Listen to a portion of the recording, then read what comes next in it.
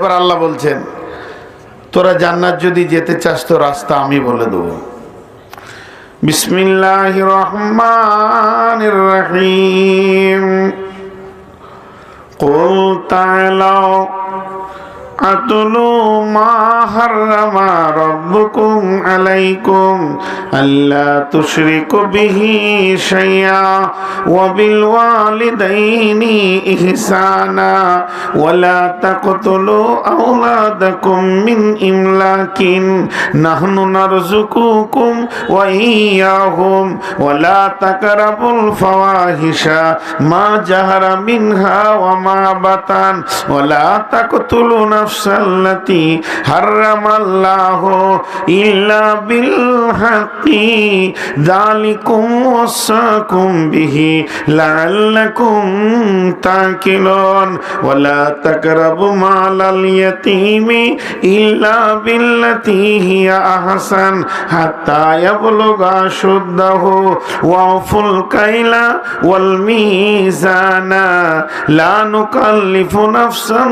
ইল্লা উসআহা ওয়া ইযা কুলতুম ফাদিলু ওয়ালাউ কানা যা কুরবা ওয়া বিআহদিল্লাহি আওফু যালিকুম ওয়াসাকুম বিহি লাআল্লাকুম তাযাক্কারুন ওয়া আন্না হাযা সিরাতী মুস্তাকীমা ফাত্তাবিউহু ওয়া লা তাত্তাবিউ সুবুলা ফাতাফাররাকা বিকুম আন সাবিলি যালিকুম ওয়াসাকুম বিহি লাআল্লাকুম তাত্তাকুন। আপনি আমি বলছি কোরআন রে, আমরা জান্নাতে যেতে চাই, জান্নাতের রাস্তাটা তুই একবার আমাদেরকে বলে দে।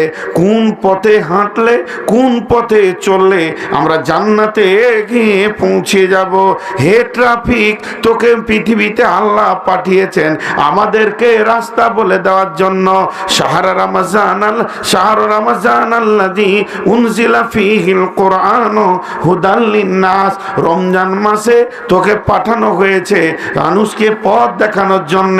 তাহলে তুই তো আমাকে ঢাকা খুলনার পথ বলবি না, তোর তো বলার দরকার নাই দিনাজপুর ঠাকুরগাঁও আর সিরাজগঞ্জের পথ তোকে বলতে হবে না, রাজশাহী চিটাগাঙ্গের পথ, সিলেটের পথ। তুই একবার আমাকে জান্নাতের পথটা বলে দে। তো আমার কোরআন তখন বলছে, রে আল্লাহর গোলাম, তোকে যদি জান্নাতে যেতে হয় তাহলে তোর জিন্দেগিতে 10টা আমল করে দেখাতে হবে। যখন তুই 10টা আমল করে আল্লাহকে দেখাতে পারবি, সারা পৃথিবী যদি বলে তোর রাস্তা ভুল আছে, তুই ভ্রান্ত পথে চলছিস, জান্নাত পাবি না। কিন্তু আমার আল্লাহ বলছেন, ও আন্না হাজা সিরাতি মুস্তাকিমা, এটাই হলো আমার দেওয়া সিরাতি মুস্তাকিম। আমরা যে নামাজে বলি ইহদিনাস সিরাতাল মুস্তাকিম, হে আল্লাহ তুমি আমাকে সোজা রাস্তা দাও। তো এই সোজা রাস্তাটা তুমি বুঝবে কি করে যে তুমি সোজা রাস্তা আছো না ভুল রাস্তায় আছো?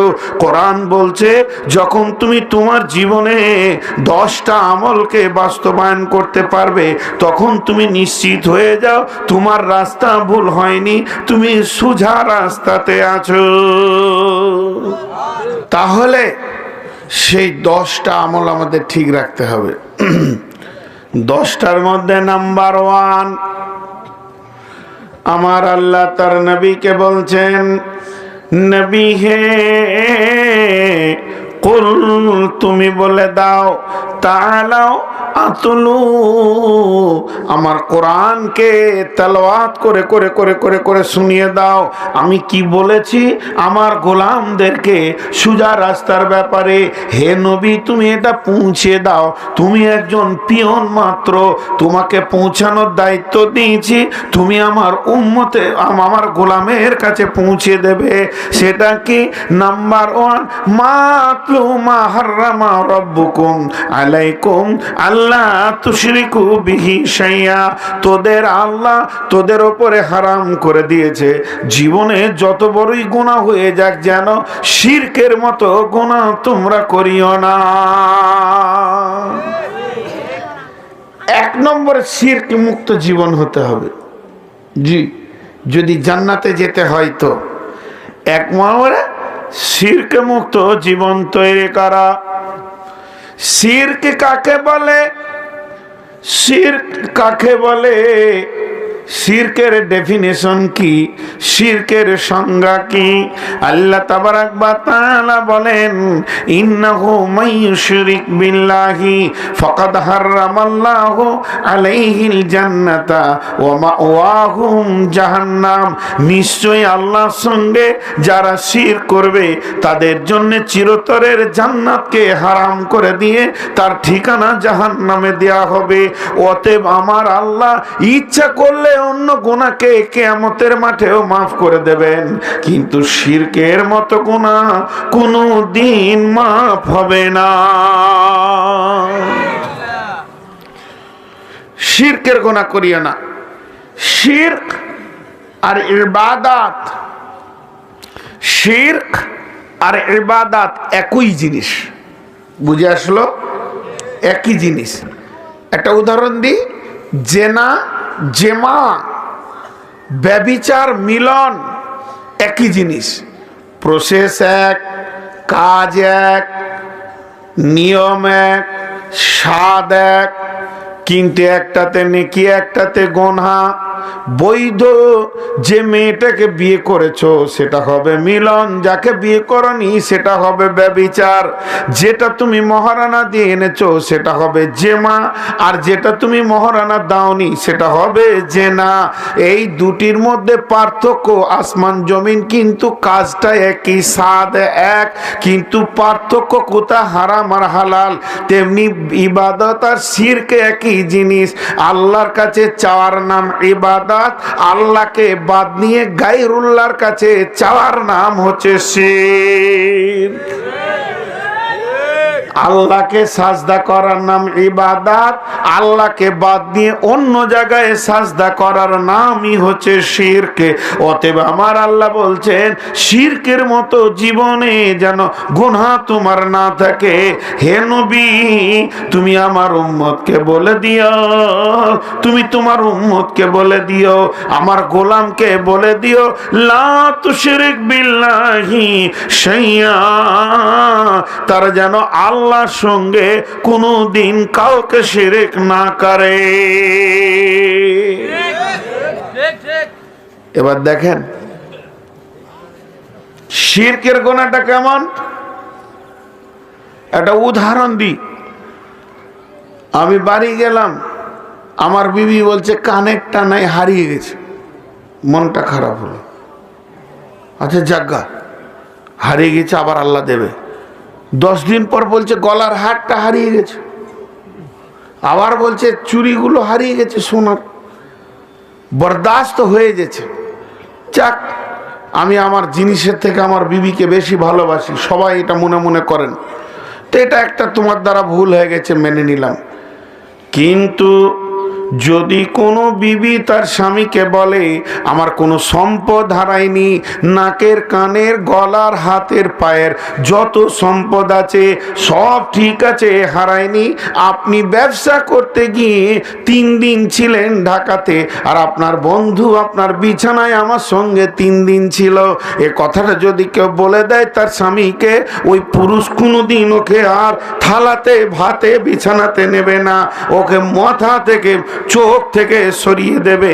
অথচ তার অঙ্গটা নষ্ট হয়ে যায়নি, সেটা কেটে নিয়ে চলে যায়নি, হারিয়ে যায়নি, সব পার্টসগুলো থেকে গেছে, শুধু ব্যবহার করে নিয়েছে অবৈধভাবে। এটা যদি কোনো পুরুষ না মেনে নিতে পারে, তো আমার আল্লাহ বলছে তোর দ্বারা যদি ছোটখাটো অন্য কোনো গুনাহ হয়ে থাকে সেটা আমার মাফ করতে কোনো অসুবিধা হবে না।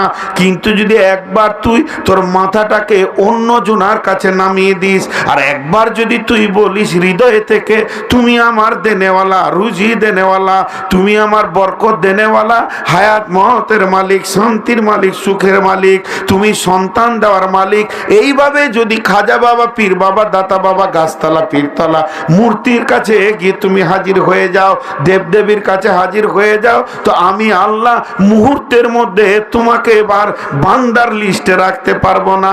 আমি শিরকের গুনাহ কোনোদিন মাফ করব না। আর তওবা করলে তওবায়ে নাসুহা করতে হবে।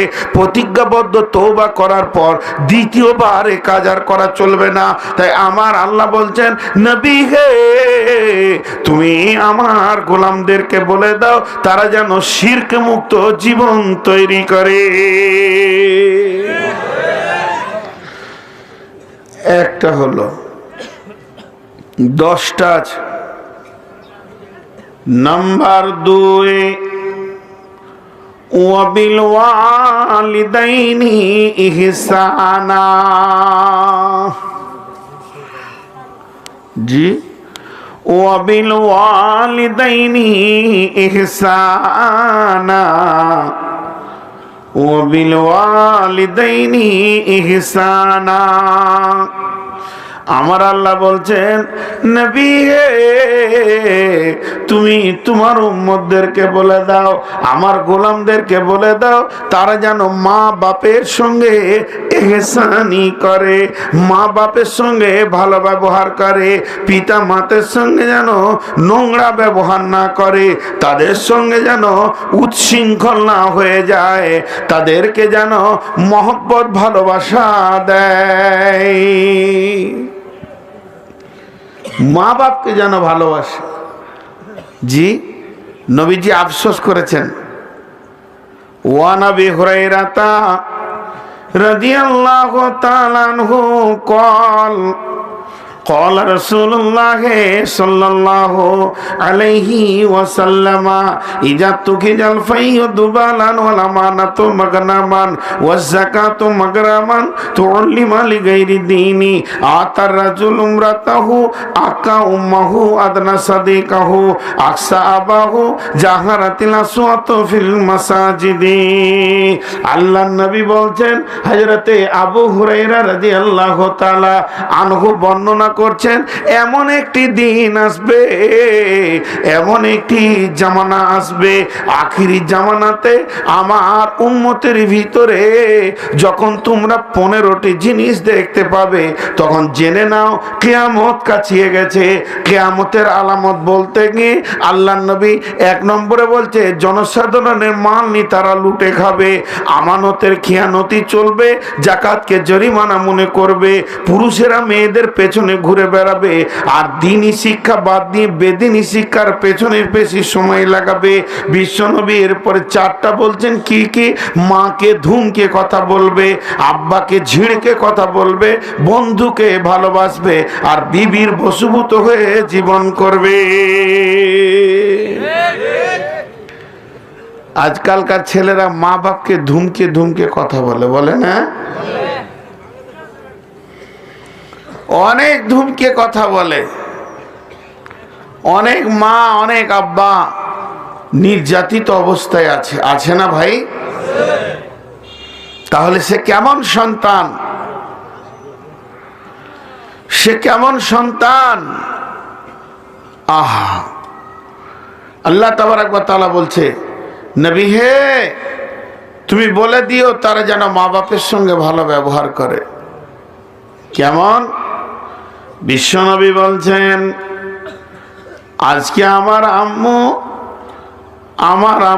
আমিনা যদি বেঁচে থাকতেন, আজকে আমার আম্মু আমিনা যদি বেঁচে থাকতেন, আর আমার মা আমাকে যদি বলতেন বেটা মুহাম্মদ, আর আমি যদি সলাত ধরে নিতাম, আমি সলাতের নিয়তের দোয়া পড়ে নিয়েছি, আর আমি দোয়া পড়ে আলহামদ পড়তে শুরু করেছি, আর আলহামদ সূরা আমার চলছে, এই অবস্থায় যদি আমার মা আমিনা আমাকে ডাকতেন, ও বেটা মুহাম্মদ, তাহলে আমি নামাজ ছেড়ে দিয়ে বলতাম, লাব্বাইক মা, তোমার বেটা হাজির আছে। ও অতএব খবরদার তোমরা কেউ মা বাপকে কষ্ট দিও না। মা বাপকে কষ্ট দেওয়া আল্লাহ তাবারাক ওয়া তাআলা মানবে না। যখনই আপনি মা বাপকে কষ্ট দিয়ে দিয়েছেন, সঙ্গে সঙ্গে ভেবে নিতে হবে আমি আর জান্নাতের রাস্তায় নাই, না হয় কোনো সাইড রাস্তাতে আমি ঢুকে গেছি, আমি ভুল করে এমন একটা সাইড রাস্তায় ঢুকেছি, আর ফিরে আসবো না। আল্লাহ বলেছেন ফাতাফাররাকা বিকুম আন সাবিলি, খবরদার অন্য রাস্তায় ঢুকে যাস না। অতএব মা বাপকে খবরদার কেউ কষ্ট দিয়ে না। কোন অবস্থায়? নবীজি বলছেন ওয়ালা তাওয়াক্কালনা ওয়ালিদাইকা ওয়া ইন আমারাকা আন তাখরুজা মিন আহলিকা ওয়া মালিকা।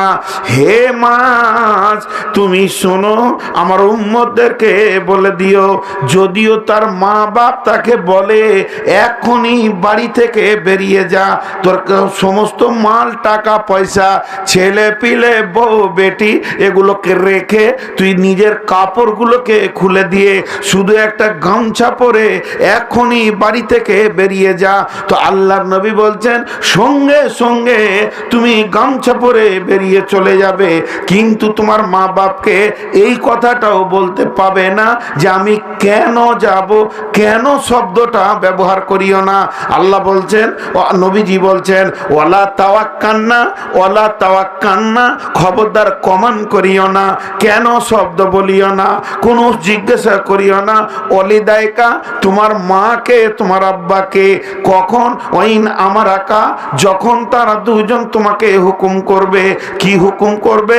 আন তাখরুজা মিন আহলিকা ওয়া মালিকা, এখনই তুই বেরিয়ে চলে যা, তোর আহলে ছেলে পিলে বউ বেটিকে ছেড়ে দিয়ে এবং মালগুলিকে রেখে দিয়ে এখনই চোখের সামনে থেকে বেরিয়ে যা।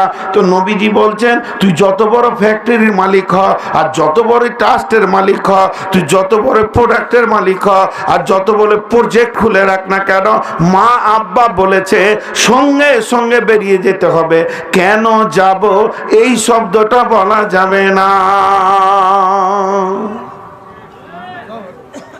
দেখেন কত কড়া কথা।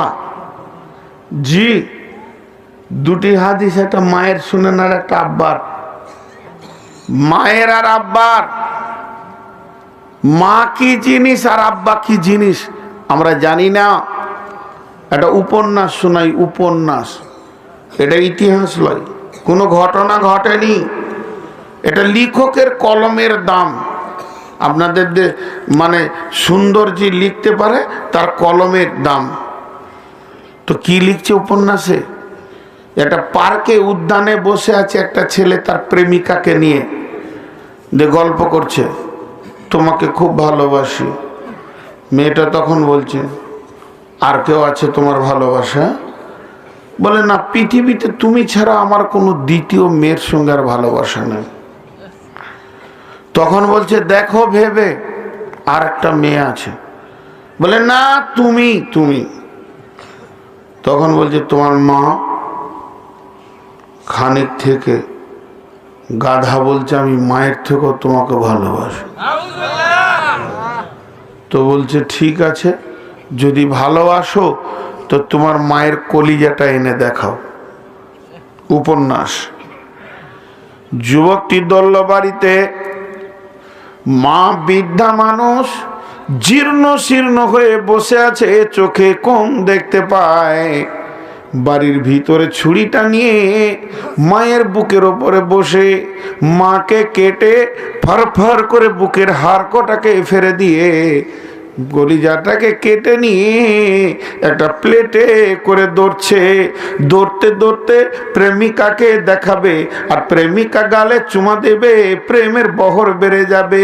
এই উদ্দেশ্যে সে যখন উদ্যানে পার্কের দিকে দৌড়ছে আর প্রেমিকাকে খুশি করার জন্যে, এমন সময় পায়ে একটা ইট লেগেছে আর উবুর হয়ে পড়ে গেছে। প্লেটটা ভেঙে 2-3টে টুকরো হয়ে গেল, আর কলিজাটা 20 গজ দূরে গিয়ে পড়েছে। কলিজার ভিতর থেকে শব্দ আসছে, বেটারে তোর পায়ে লাগলো নাকি বাবা? এর নাম মা, এর নাম মা। জি, একটা ছেলে, তার বাড়ি হলো ইমান, ইমানের ছেলেটি নিয়ত করেছে হজ করতে যাব। এখন সে পাড়া প্রতিবেশীকে দেখা করছে আর নিয়ত করেছে সব শেষে মাকে দেখা করব, মায়ের দোয়া নিয়ে চলতে শুরু করব। এবং সমস্তকে দেখা করা হয়ে গেছে, নিয়ত করে নিয়েছে আল্লাহর ঘরে হজ করব। এই নিয়ত করে মাকে দেখা করতে গেছে। মাকে গিয়ে বলছে, আম্মু আপনি দোয়া করেন আমার জন্য, আমি আল্লাহর ঘর কাবা জিয়ারতে চললাম। বুড়ি মা, হাঁটার ক্ষমতা নাই এক পা, চোখে কম দেখে বসে আছে। বসে থেকে বলে দিয়েছে বেটাকে, বেটা আমিও আল্লাহর ঘর দেখতাম। বাস, বেটা বুঝে নিয়েছে মা যেতে চাইছে। ছেলেটি বসে গেল মাটিতে। মাটিতে বসার পর মাকে বলছে, আম্মা আপনি যদি কাবা দেখতে চান, আল্লাহর ঘরে যেতে চান, হজ করতে চান, তাহলে এই যে আমি বসে রয়েছি আপনার সামনে, আমি হলাম আপনার ঘোড়া, আমি আপনার উট, আপনি চড়েলেন, আল্লাহর ঘর দেখতে পাবেন। মাকে চাদরের সঙ্গে বেঁধে, বুকের সঙ্গে বেঁধে নিল, আর বেঁধে নিয়ে ইমাম থেকে হাঁটতে হাঁটতে মক্কা গেল। হজের যত কাজ ছিল সব মাকে পিঠে করে করে করেছে। তওয়াফ করেছে, মিনা গেছে, মুজদালিফা গেছে, আরাফাত গেছে, আবার মিনা মুজদালিফা করেছে। হজের সমস্ত কাজকে শেষ করে এবার বাড়ি ফেরার পালা পড়েছে। তওয়াফুল বেদা করছে, এবার চলে আসবে। এমন সময় নবীজিকে জিজ্ঞাসা করছেন, ইয়া রাসূলুল্লাহ আমার বাড়ি ইমান, আমি আমার মাকে ইমান থেকে পিঠে করে এনেছি হজ পালনের জন্যে, আর মাকে পিঠে করে করে করে করে আমি হজগুলি করলাম। এখন আমার বিদায় পালা পড়েছে, তাই আমি বিদায়ের সময় একটু আপনার কাছে ফতোয়া নিতে এসেছি। আমি এত কষ্ট করে মাকে ইমান থেকে এনে হজ করিয়ে আবার ইমান পর্যন্ত নিয়ে যাব, তাহলে কি আমি আমার মায়ের ঋণ শোধ করতে পেরেছি? নবীজি বলছে, বেটা 3 রকম তফসির এসছে। তোমার শরীরের মাংসগুলো যদি মায়ের খাবার বানাও তো দুধের ঋণ শোধ করতে পারবে না, 1 পোঁঠা দুধের ঋণ শোধ করতে পারবে না। কি বলছো তুমি? মায়ের ঋণ শোধ করেছো? জি। আর আব্বা? আব্বাটাকে একটা মজার কথা শোনাই আপনাদেরকে। জি, মজার কথা হচ্ছে, বাচ্চা ছেলে 4 বছর বয়স, খুব শরীরে জ্বর, 3 বছরটা ছেলেটার বয়স, আর নাক দিয়ে ঝরছে সর্দি। আব্বা ছেলেটাকে এরকম করে তুলে সাইকেলের এগুতে নিয়েছে, দিয়ে চললো কোথা? ফুলবাড়ি ডাক্তার দেখাতে। তো সাইকেলের এগুতে বসে আছে, আর যেতে যেতে আপনাদের যেই পলাশতলী বাজার পার হয়েছে, তো ডান দিকে একটা পুকুর, পুকুরে একটা বক বসে আছে। বক, আপনারা কি বলেন? তো ছেলেটা জিজ্ঞেস করছে, আব্বা জি ওটা কি? বলছে বক। আব্বা জি কি? বক। জি আব্বা। বক। আব্বুজি? বক। আব্বুজি কি? বক। আব্বুজি কি? বক। বলতেই আছে, ও যবার বলছি তবার বলছে। এই ছেলেটার বয়স 43, ছিল 3, এখন হলো কত? 40 বছর পেরিয়ে গেছে। আর আব্বার বয়স ছিল 40, হয়ে গেছে 80। মুরব্বি। মুরব্বি ছেলেকে বলছে, বেটা হুন্ডাটা নিয়ে আই তো বাপ, আমাকে একবার ফুলবাড়ি নিয়েছো, শরীরটা খারাপ করছে, ডাক্তারখানা যাব। পেছনে বসিয়েছে, ঠিক ওই পুকুরের কাছে যে একটা বক দেখতে পেয়েছে। তো পেছন থেকে আব্বা জিজ্ঞেস করছে এবার, বেটা আব্বু ওটা কি? জি আব্বা বক। বেটা কি? বক। কি বেটা? বক। কি বেটা? ভ্যান ভ্যান ভ্যান চুপ করে দো, ভ্যান ভ্যান ভ্যান করছে, বুড়িয়ে গেছে, দেখুন খালি বকছে, চুপ অবস্থা কি কিছু, তখন বাপ বলছে গাড়ি দাঁড় করা। গাড়ি দাঁড় করা। আজ থেকে 40 বছর আগে তোর বয়স ছিল 3 বছর, তোকে নিয়ে গেছিলাম ডাক্তার সারোয়ারের কাছে, তুই সর্দি জ্বরে ভুগছিলি, আর এই পুকুরে একটি বক দেখেছিলি, আমাকে 78 বার জিজ্ঞেস করেছিলি, আমি একবারও তোকে ধমকাইনি যে ছোট ছেলের দিলে লাগবে, কষ্ট পাবে, আমার কচি সোনা জিজ্ঞেস করছে, আমি প্রতিবার তোকে উত্তর দিয়েছি, আর আমি তোকে 3 বার জিজ্ঞেস করেছি, 4 বারে লোড নিতে পারলি না, তুই আমার জুতো যদি জিভ দিয়েও চাটিস বাপের ঋণ শোধ করতে পারবি না। বাপ ছেলেকে ধমকায়, কত আদর করে সহ্য করে লাই, তোকে 3 বার বলেছি, 4 বারে লোড নিতে পারলি না, ভাই চুপ করে বসে থাকো তো, ভ্যান ভ্যান করো না। জি, একজনের অভ্যাস ছিল, ওর হাতে টাকা দিলি শেষ, টাকা দিলি শেষ, হাতে টাকা থাকে না, টাকা দিলি শেষ, বাস। ওর ছেলে কিছু টাকা গোপনে জমা করেছে, খবর পেয়ে গেছে যে আমার ছেলের কাছে কিছু টাকা আছে, ছেলেকে কি বলছে, টাকা দাও খরচা করব। ছেলে বেচারা বেশ কিছু টাকা সাইডে জমা করেছে, একটা নতুন বিজনেস খুলবেও, কিন্তু বাপ খবর পেয়ে গেছে, ছেলে মারলো দৌড়, টাকা বাদ দিয়ে, দেওয়া বাদ দিয়ে কার কাছে দৌড়লো, নবীজির কাছে। হাদিস এটা, নবীজির কাছে যে খুব হাঁপছে, কি হলো ইয়া রাসূলুল্লাহ, বিপদ। কি বিপদ? আমার আব্বু বলছে টাকা দাও। আমার আব্বার অভ্যাস খুব খারাপ, টাকা দিলি শেষ, টাকা দিলি শেষ, টাকা দিলি শেষ। তা এখন আব্বা বলছে টাকা দাও, আমি কিছু গোপনে টাকা জড়ো করেছিলাম, জমা করেছি এক জায়গায়, একটা ব্যবসা করব বলে। তো আব্বার কাছে খবর পৌঁছে গেছে, টাকা চাইছে, কি করব? আপনি পারমিশন দিচ্ছেন গোপন করে দিতে? আপনি যদি গোপন করতে পারমিশন দেন তো গোপন করে দেবো।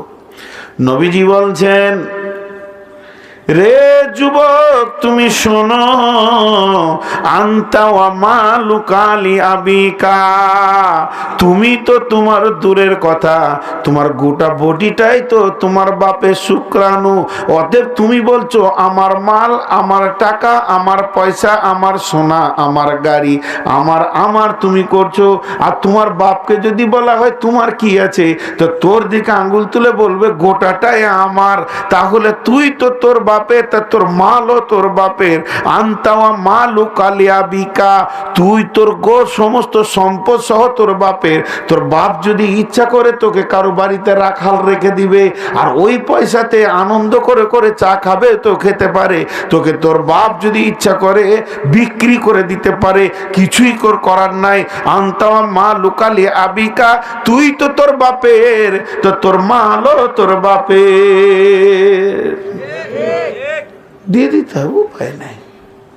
জি, আজকালকার ছেলেরা কি করছে, বাপকে এই সম্মানে দেখে না। কিন্তু সমস্যা আবার কিছু লেগে আছে, ওইদিকে মাথাটা যদি ঢুকিয়ে দিই তো 10টা শেষ হবে না। তা হালকা বলি, আগে বাপ না আগে বেটা? আগে বাপ। ওর বেটা না হলে কে বাপ বলবে? কে বাঁচাকে কেউ বাপ বলবে? কাকে আগে দরকার বলেন? বাপ আগে না বেটা আগে? বাপ কি করে আগে হলো? যার ছেলে নাই তাকে কে বাপ বলে? বেটা যেদিন হবে তবেই তো বাপ হবে। ওকে বাপ হতে গেলে ছেলে হতে হবে আগে, শর্ট। আর হ্যাঁ না বলে না? তাহলে বেটা আগে। কে কাকে আগে বাপ বলে? আব্বাকে আগে বেটা আব্বা বলে, না বাপ বেটাকে আগে আব্বু বলে? এই জন্যই তো আল্লাহ 2.5 বছর ওর মুখ ফুটায়নি, চুপ করে থাক, তুই খালি বাপ শুনে যা। ও 2.5 বছর চালাবে, তারপরে তুই বলবি আব্বা সারা জীবন। আগে ও। তাহলে বাপের হক আগে না বেটার হক আগে? আগে বেটার হক। কেউ যদি মা বাপকে না ভালোবাসে, মা বাপের বৃদ্ধ অবস্থায় যদি তাকে খিদমত না করে, আর মা বাপকে যদি কেউ মহব্বত না করে, কষ্ট দেয়, যে জাহান্নামে যাবে, যে জাহান্নামে পড়বে, যে জাহান্নামে অবস্থান করবে, যে জাহান্নামে তাকে ঢোকানো হবে। যদি কোনো পিতা মাতা তার সন্তানের হক আদায় না করে, তো ওই পিতা মাতাকে একই জাহান্নামে যেতে হবে। বুঝছেন? বুঝেছেন? তাহলে বেটার হক কয়টা আছে? বেটা বাপের কাছ থেকে 3টে জিনিস পাবে। প্রথম নম্বরে একটি সুন্দর নাম, কারণ ছেলেটা যখন নাম রাখা হয়, ওকে যখন ডাকা হয়, কোন নামটা ভালো খারাপ এ জ্ঞান আল্লাহ ওকে তখন দেয়নি। অতএব পিতা মাতার উপরে দায়িত্ব হচ্ছে একটা সুন্দর ইসলামী নাম রাখা। দ্বিতীয় নম্বর দায়িত্ব হচ্ছে হাড় ভাঙা খাটুনি খেটে, শীতে কেঁপে, গ্রীষ্মে পুড়ে, বর্ষায় ভিজে, কুলিগিরি করে রিক্সা টেনেও ছেলেকে দিনের আলো দেখাতে হবে, আল্লাহর পরিচয় দিয়ে দিতে হবে। মক্তব মসজিদে মাদ্রাসায় পড়িয়ে তাকে চোখ দুটি ফুটিয়ে দিয়ে আলো দিতে হবে, অন্ধকারে রাখলে হবে না। এটা কিন্তু ছেলে পাবে তার বাপের কাছ থেকে। জি, আমার ওস্তাদ একটা গল্প বলতেন, আপনাদেরকে শোনাই। গল্পটা হচ্ছে একজনের যমজ বেটা হয়েছে। যমজ বুঝেন তো? বেটা হয়েছে, তার মধ্যে একটা বড় একটা ছোট, 1 ঘন্টার হলো একটা ছোট বড়। তো একটাকে সুন্দর করে স্কুলে পড়াচ্ছে, পড়িয়ে পড়িয়ে ওকে ঢাকার বিশ্ববিদ্যালয়ে ইঞ্জিনিয়ারিংয়ে ভর্তি করেছে।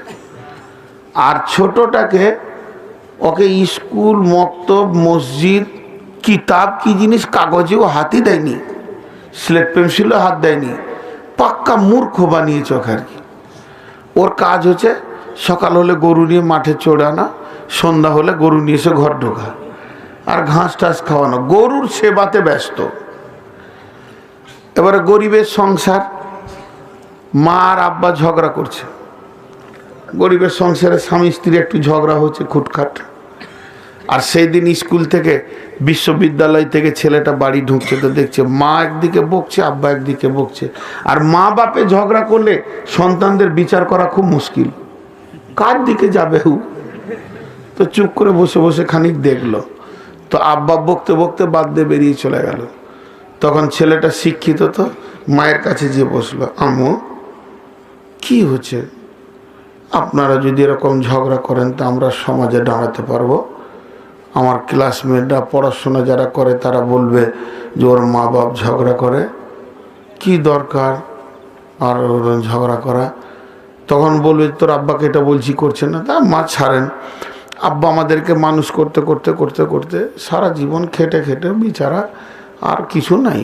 এখন তোমার যেটা দাবি হবে, আমরা বড় হয়েছি, সেনা হয়েছি, মাশাল্লাহ, আমাদেরকে বলবেন, তোমার যা দরকার এনে দেবো, আব্বাকে আর কিছু বলতে হবে না, কারণ ও মুরব্বী হয়ে গেছে, আব্বাকে ছেড়ে দেবো। তো মায়ের মনটা ঠান্ডা হবে কি হবে না? আব্বাকে দেখছে গাছতলায় চুপ করে বসে আছে, মন ভারী করে। যতই হোক বিবির সঙ্গে ঝগড়া, শিক্ষিত ছেলে বাপের পাশে যে বলল, আব্বা, মেয়ে মানুষের কথা শুনে কেউ মন ভারী করে গো। হ্যাঁ, আর আপনারা যদি মন ভারী করেন তো আপনাদের ঘরে কেউ বিটি দেবে, আমাদের আর বিয়ে হবে ভালো ঘরে, লোকে বলবে যে ওদের ঘরে ঝামেলা চলে, তো আমরা সমাজে মুখ দেখাতে পারবো।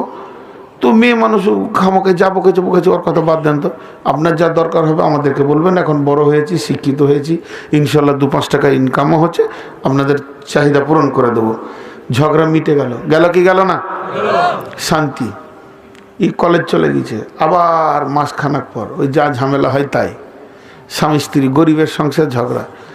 এবার ওই রাখাল ছেলেটা মাঠে থেকে আসছিল গরু টরু নিয়ে, গরুগুলো বাইরে রেখেছে, ঘরের ভিতরে রশি আছে, আনতে গেছে দড়ি রশি নিয়ে বাঁধবে গরু, দেখছে মা আর আব্বা ঝগড়া করছে, হাতে লাঠি আছে, গরু চড়ানো, ওই লাঠি করে মাকে 2 লাঠি, আব্বাকে 2 লাঠি, 2 লাঠি দিয়ে গরু বাঁধছে, গরুকে ঘাস দিচ্ছে, আর কোনো টেনশনই নেই। ঝগড়া ছেড়ে গেছে, কিন্তু ঝগড়া ছেড়ে গেছে কেন? এরা স্বামী স্ত্রীতে টেনশনে পড়ে গেল, ভাবছিলাম একসঙ্গে দুজনেরই বিয়ে দিব, দুটো বউ আসবে, ভালো ফ্যামিলিতে দিব। যদি কেউ শুনে লাই যে মা বাপকে মেরে চকে কেউ বউ দিবে, বিটি দিবে, তো এরাও কিন্তু টেনশনে ঝগড়া ছেড়ে গেছে। তো এরা স্বামী স্ত্রীতে যুক্তি করছে, ওকে কি করা যায়, মাথা মোটা, ওর তো হুঁশি নেই, পাগলা মেরেছে, তার ওর কোনো অনুশোচনা নেই, ঘুরছে, চা খেয়েছে, চায়ের দোকানে পান খেয়েছে, ঘুরে বেড়াচ্ছে, বাপ মাকে মেরেছে, কোনো টেনশনই নেই। তখন বলছে ইমাম সাহেবকে ডেকে নিয়ে এসো, আর হাজি সাহেবকে ডাকো, চেয়ারম্যানকে ডাকো, আর বড় চাচাকে ডাকো, ছোটো খালু ওই পাড়া থেকে ডেকে নিয়ে এসো। 6-7টা লোককে নিয়ে বাড়ির ভিতরে গোপনে বিচার চলছে। ও জানে না যে ওর বিচার হবে, লোকজন জড়ো হচ্ছে, ওর হুঁশি নেই, লেখাপড়া রাখাল তো। ঠিক মাগরিব পর মুরব্বী তো ইমাম সাহেব, মুরব্বী একদম, চুলদারি সাদা হয়ে গেছে, ডাকছে, খলিলুর, জি হুজুর, এখানে আয়। এটা তোর কে? আম্মু। এটা কে? আব্বা। মা বাপকে মারতে হয়, খাবিস, পিটিয়ে সেদা কত হুঁশ জ্ঞান নেই। খুব বকছে ইমাম সাহেব, বলছে হুজুর এত চিল্লাইছেন কেন? আপনারা হুজুর মানুষ, এত গলার ফাঁক না গো, এটা মুখটা বন্ধ করেন।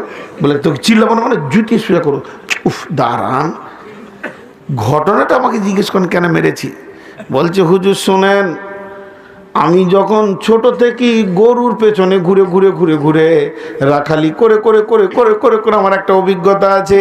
মাঠে যখন গিয়ে দেখি 2টা গরুতে লড়াই করে, একে 2 লাঠি ওকে 2 লাঠি দিলে লড়াই ছেড়ে যায়। আর আমি বাড়িতে এসে দেখছি মা আর আব্বা ঝগড়া করছে, আমি একে 2 লাঠি ওকে 2 লাঠি দিলাম, ঝগড়া ছাড়ানোর জন্য আমি কি অন্যায় করেছি?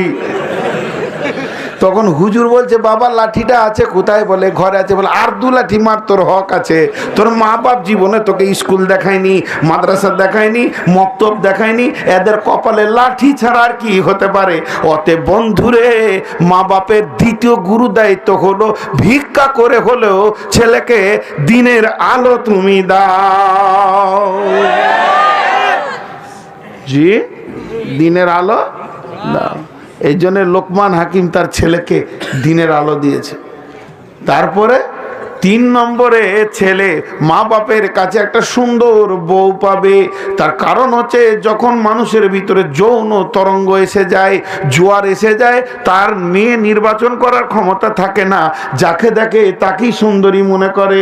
কিন্তু ওই অবস্থায় মা বাপকে ধীর মস্তিষ্কে একটা আল্লাহওয়ালি বউ এনে ওর কোলে দিতে হবে, যাতে করে ছেলের জানটা না চলে যায়। কিন্তু বর্তমানে মা বাপ যৌতুকের লোভে পড়ে এমন একটা কলজে ছিঁড়া মেয়েকে এনে দিয়েছে, বেটাকে তিলে তিলে শেষ করে দিচ্ছে।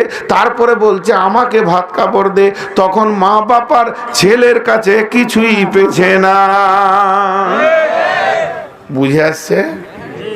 আবার কিছু মায়ের আবার রোগ আছে খুব খারাপ। মায়ের রোগ কি খারাপ জানেন?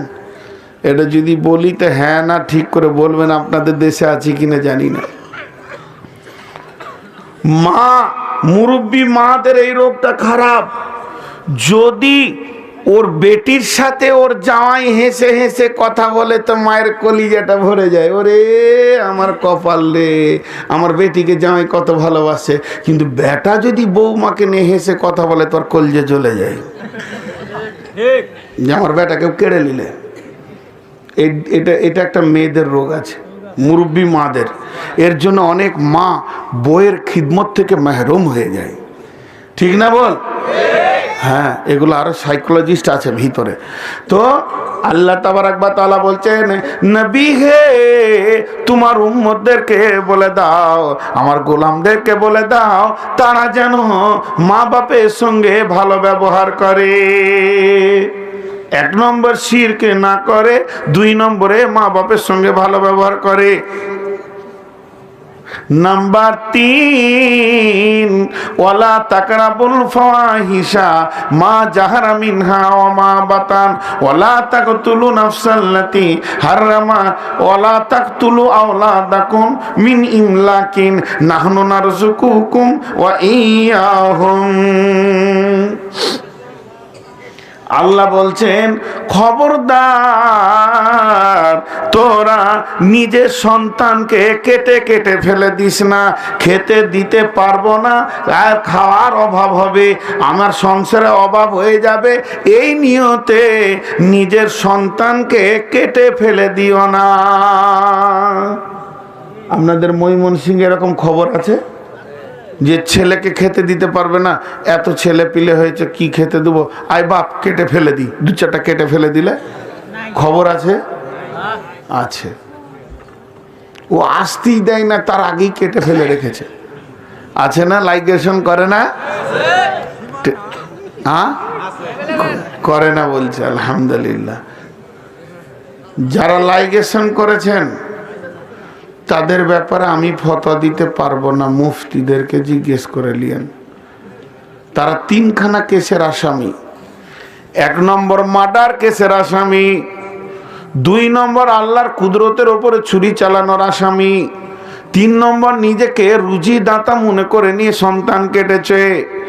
এই লোকগুলিকে কিয়ামতের মাঠে তাদের ওই সন্তানগুলি যারা পৃথিবীতে আসতে পারেনি, আমার আল্লাহ কিয়ামতের মাঠে যখন বলবে ও উজিয়াল কিতাব ও কুদিয়া বাইনাহুম বিল হাক্কি ওয়া হুম লা ইউজলামুন, আমি বাদী বিবাদীর মধ্যে বিচার করব, আমি কোনো জুলুম করব না।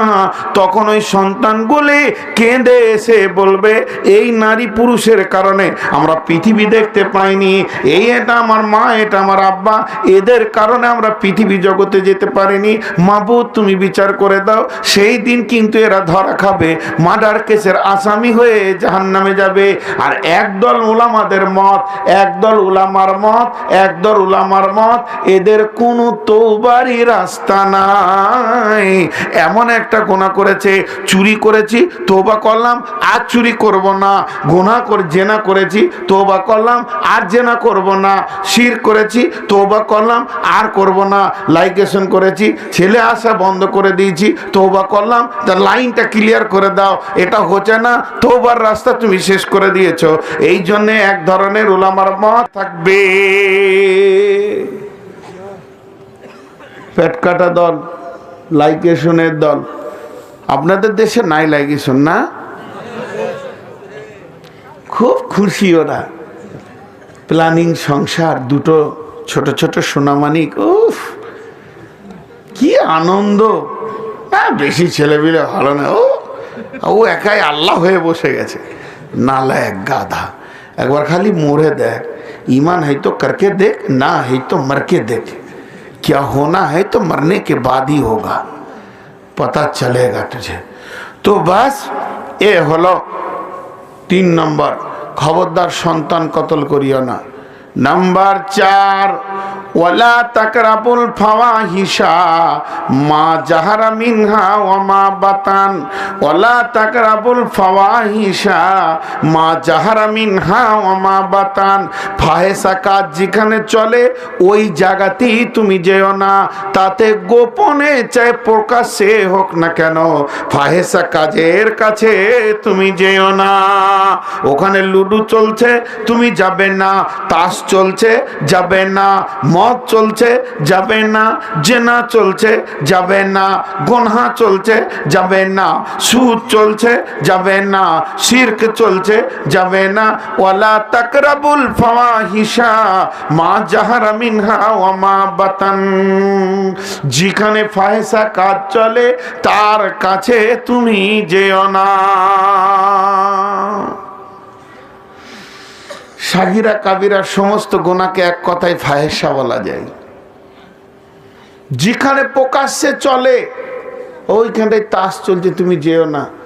কি ব্যাপার মিজানুর রহমান, তুমি তাস খেলার ওখানে বসেছিলে কেন? ইমাম সাহেব জিজ্ঞাসা করছে। হুজুর দেখছিলাম, আমি খেলি না, ওখানে খুব ঘৃণা লাগে, দেখছিলাম। দেখতে দেখতে তুমি মনে মনে কি বলেছ? মাই আলফিজু মিন কাউলিন ইল্লা লাদাইহি রাকিবুন আতীদ। তোমার মনটা বলছিল উফ, খালি একবার ইস্কাপনে পাঞ্জাটা মেরে দেখ কি হয়। জি, তখনই তো তুমি ওদের সঙ্গে ঢুকে গিয়েছো। আপনারা ভাবেন যে হুজুর আবার তাসের নাম বলল কি করে? জি, এটাও তো প্রশ্ন আপনাদের আসবে কি না? আল্লাহর কসম তাস খেলতে জানি না, তবে আমি এক জামানায় ছেলে মানুষ অবস্থায় ম্যাজিক শিখেছিলাম, হাত সাফাই। ম্যাজিক বুঝেন তো? হাত সাফাই বুঝেন কি না? তখন তাসের ম্যাজিক অনেক শিখতে হয়েছে, সেই জন্য ওগুলোকে নাম বলতে পারছি। তো তুমি বসে থাকতে থাকতে মুখ খুলে দেবে তো শরিক হয়ে যাবে। কচ্ছপ বুঝেন? কচ্ছপ পানিতে থাকে না? একটা পুকুরের পাড়ে জেলেরা এসে পুকুরের মালিকের সঙ্গে দাম করছে, কত নেবেন? বলছে 30,000। বলে না, 20,000 নেন। মানে পুকুরে যা আছে জাল টেনে ধরে নেব, পুকুর আপনার, মাল আমাদের। শেষকালে 25,000-এ কমপ্লিট হলো। 5,000 বয়না দিল আর বললো মাছ বিক্রি করে বাকি 20,000 পরশু দিন দিয়ে যাব। জেলেরা আপোষের মধ্যে বলা বলি করছে, কালকে ভোরে আসবি, জাল টেনে পুঁকা শুদ্ধ আমাদের। একটা কচ্ছপ শুনছে আর এমনি চুমকি উঠছে, ইন্নালিল্লাহ, কালকেই মত। জি, কচ্ছপ মন ভারী করে বসে আছে, আর বগ এসছে মাছ ধরতে। কচ্ছপকে বলছে, ভাই কি ব্যাপার, মন ভারী কেন? বলে অবস্থা খারাপ। বলে কেন? খারাপ, এই অবস্থা। বগ বলছে তোমাকে বাঁচিয়ে দেবো, আমরা 2টি বগ আসবো, এরকম একটা লাঠি নিয়ে আসবো ছোট্ট, তুমি মাঝে ধরবে আর আমরা উড়ে নিয়ে যে একবারে যমুনাতে দিয়ে আসবো। কচ্ছপের দিলটা বড় হয়ে গেল, আর চিন্তা নাই। ভোরবেলায় 2টি বগ এসেছে, একটা লাঠি দিয়েছে, 2 দিকে 2টি বগ ধরেছে, এবার প্ল্যান উড়ান দিবে। আর মধ্যখানে কচ্ছপকে বলেছে তুই ধর, কিন্তু কচ্ছপকে 2টি বগে বলছে যা করবি করবি, মুখ খুলিস না। তোর মনের ভিতরে যা হচ্ছে হোক, খালি মুখ খুলিস না। আর মুখ খুলবি তো বিপদে পড়বি।